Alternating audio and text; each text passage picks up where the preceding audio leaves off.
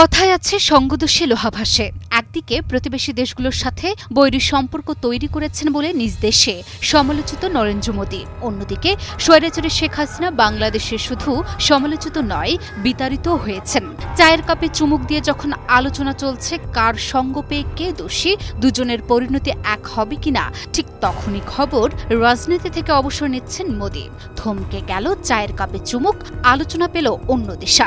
সবার প্রশ্ন, সত্যি কি মোদী রাজনীতি থেকে অবসর নিতে যাচ্ছেন? তবে কি শেখ হাসিনা গদিচ্যুত হওয়ার বেদনায় মোদীর এই সিদ্ধান্ত? সম্প্রতি মোদীর পদত্যাগ ও রাজনীতি থেকে অবসর নেয়ার খবর প্রকাশিত হয়েছে।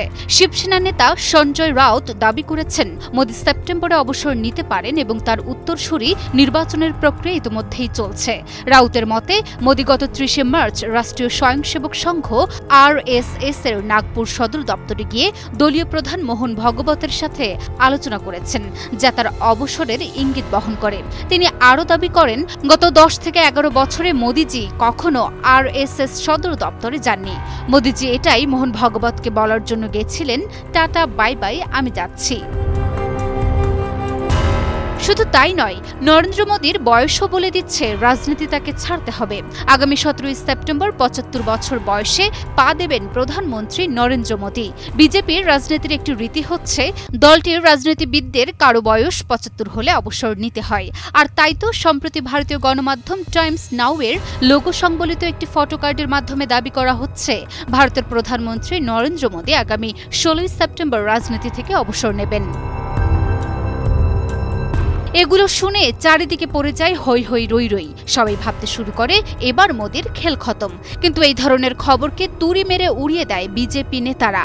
সরাসরি তারা জানিয়ে দেয় এরকম কিছু হওয়ার সম্ভাবনা নেই। এদিকে নরেন্দ্র মোদী ১৬ সেপ্টেম্বর রাজনীতি থেকে অবসর নিচ্ছেন দাবিতে ভারতীয় গণমাধ্যম টাইমস নাও এর নামে প্রচারিত ফটোকার্ডটিও ভুয়া। ফ্যাক্ট চেক রিউমার স্ক্যানার টিমের অনুসন্ধানে জানা যায় নরেন্দ্র মোদী রাজনীতি থেকে অবসর নিচ্ছেন দাবিতে টাইমস নাও কোনো সংবাদ বা ফটোকার্ড প্রচার করেনি, বরং গণমাধ্যমটির লোগো ব্যবহার করে ভুয়া এই দাবিটি প্রচার করা হয়েছে। পরবর্তী অনুসন্ধানে দেশটির মূলধারার গণমাধ্যম ও নির্ভরযোগ্য সূত্রগুলো থেকে ভারতের প্রধানমন্ত্রী মোদী বা তার দল বিজেপিও তার রাজনীতি থেকে অবসরের তারিখ জানিয়ে প্রকাশ্যে এমন কোনো মন্তব্য করার তথ্য মেলেনি। নরেন্দ্র মোদী ২০১৪ সালে প্রথমবার, ২০১৯ সালে দ্বিতীয়বার এবং ২০২৪ সালে তৃতীয়বারের মতো ভারতের প্রধানমন্ত্রী হিসেবে শপথ নেন। তার নেতৃত্বে ভারতের অভ্যন্তরীণ ও বৈদেশিক নীতি নিয়ে বিতর্ক থাকলেও তিনি দেশের ইতিহাসে দীর্ঘস্থায়ী ক্ষমতাধারী নেতাদের মধ্যে একজন। এখনও আনুষ্ঠানিকভাবে মোদীর পদত্যাগ বা অবসরের কোনো ঘোষণা না এলেও রাজনৈতিক অঙ্গনে এই আলোচনা তীব্র হয়ে উঠেছে। Desk report, news 24।